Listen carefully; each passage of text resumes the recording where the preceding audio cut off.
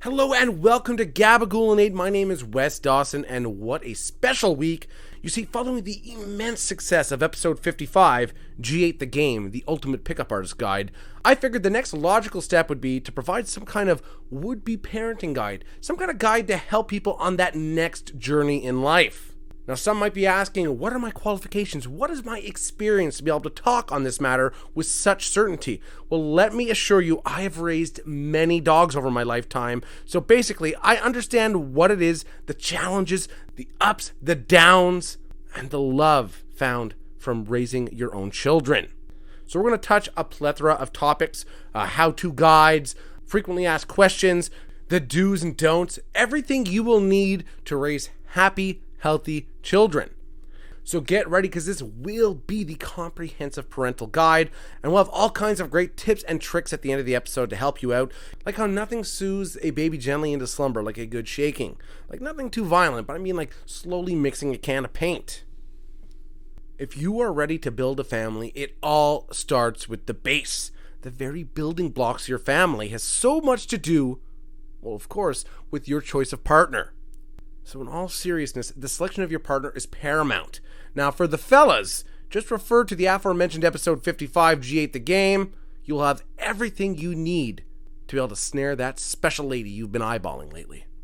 But I've also had countless of my female friends say to me, "Hey Wes, what the hell are you doing in my bedroom? Get the fuck out of here." Now, after I've managed to talk my way out of my most recent potential parole violations, my friend explained how she's always stuck with the same guys and the same problems. Infidelity, distrust, lack of respect or passion.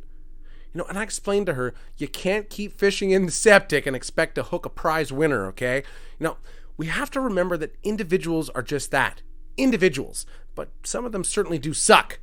So if you keep picking your prospective partner at the local card shop during a hella fierce Magic tournament, but you want a rugged adrenaline junkie with obliques that you can grate cheese on, that may not be happening for you. The same as if you keep going to look for that special someone at the local high school and you start asking yourself, why can't I meet a nice girl without getting arrested and having her father beat the living piss out of me? Maybe you should think about where you're cruising there, bud, okay? I told her, if every guy you've dated looks like he could be, in an Axe body spray ad from 2006 and owns any visors, and he isn't a 1920s bank teller, maybe you need to reevaluate things. Now, it's not to say that you can't find an absolute bull, like a veritable sex machine at like an EB Games or hosting a podcast or what have you. It's just a lot less likely. All that to say, I would love to have a family one day. Now, of course, if you're one of those little shits who contemplatively steal half of my paycheck every week, you can go fuck yourselves. I'm not talking about those illegitimate tax write-offs. I'm talking about a real, legitimate family. My mother has been nagging me about grandchildren. We need someone to tend the homestead whose tiny hands can fit into all this farming equipment. And I've reassured her that I have every intention of meeting that special someone. I've just dreamed since I was a little boy about falling in love, losing yourself in that romance, setting roots somewhere, getting your little piece of the pie, and starting a family with that special someone. My life plan is decided. I'll fall in love, meet this wonderful, beautiful woman. She will birth some beautiful children, and then I'll divorce her ass, sue her for full custody of my children, and tell her to fuck right off. Welcome to the new world, bitch. I think something you need to keep in mind with your first children is that babies are much smarter than their irresponsible parents give them credit for. To be a good parent, you need to be hyper aware, almost like you're tweaking. I had a few babies stare at me in restaurants, public transit, and these were obvious cries for help. Something nefarious was going on, and they needed my help. So of course, as any caring or intelligent person would do, I waited till the mothers' heads were turned, and I snatched those babies up in a ferocious swoop, like a night owl liberating a mouse from a dangerous field. At the time, I had no idea what to do. So I left them at the nearest public transit. If they were smart enough to ask for help, they can find their way to some relatives. Just a random note, children on leashes. I had never seen this until I moved to Montreal. Much like people riding bikes in the winter or in the middle of the street adjacent to a newly constructed protected bike path, I was completely perplexed. But I did understand the necessity, as they're a wild little bunch of rascals, aren't they? Now, I know some people have concerns about raising children during COVID, but let me reassure you, let me soothe those scary thoughts. Plenty of my friends have had children during or just before the pandemic, and everything has gone smoothly. Now, another couple I know recently had their 13-year-olds vaccinated.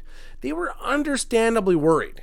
Now, in the end, their son Jacob has had a strong reaction, but he's also turned into a 7-foot liberal death machine capable of breathing fire and summoning spirits from voting fraud elections past. But he wanted to be a pro wrestler, so he's pretty stoked about it. It worked out well for everyone. Now, since babies obviously can't be vaccinated just yet, now, of course, that won't stop the proactive and truly loving parents from getting some bootleg stuff under the overpass of the 640, but I digress. So if you don't have access to these immunizations underneath the 640, I would suggest soaking them in a large tub of hand sanitizer. Much like brining a turkey, it works like a charm. But don't do anything stupid, okay? If you've noticed the warning stickers on nearly every bucket, you gotta submerge the baby feet first and not head first. Now, since there's so much I want to pack into this week's episode, we're not going to have an expert panel, so we're going to jump right into good bad. So a good, knowing exactly what you want in a partner. The bad, not knowing exactly which window is hers and taking a risk at 3 a.m. of having a random ladder top surprise. A good, offering free babysitting services to your friends so they can enjoy some time during this very, very difficult situation that we've all been living. The bad, there is no bad to open up your heart like that. A good, unrelated to the last good bad, the crazy markup on human organs since COVID started. It's fucking crazy. The black market is booming. And for whole children, Christ, get me my bib. Can I say daddy wants a new Bugatti? The bad, again, there is no bad. They say when the economy does well, everyone does well, and that applies to the black market too. So another popular segment, dumb shit people say who should be smarter. Well, that'll be yours truly with the random question time coming up next. And now for random question time. Could we maybe leave the umbilical cord? Like, I understand we have to keep it heavily moisturized, but to be able to have like an elephant trunk of sorts with some kind of usability, or like an anteater's floppy fucking nose thing, I think we maybe jumped the gun on this whole chopping it off and gnawing that stuff solid. I think maybe we could rethink that particular tradition.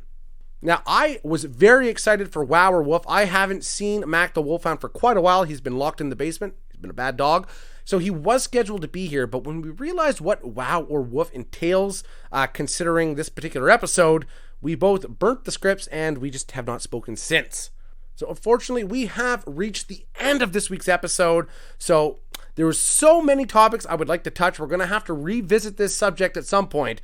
But upcoming for next week is how can tax loopholes help you resent your children less? Also, fun activities for the whole family to enjoy after the children and annoying relatives have either gone to bed or left. And finally, why violent video games and unrestricted access to the internet is in fact the best babysitter and absolves parents of any form of responsibility or liability. Well, my name is Wes Dawson. This has been Gabagool and 8. Thank you so much for listening. Please listen, like, share, and subscribe. And always remember, if your baby is willing to put it in its mouth, it's probably safe to eat.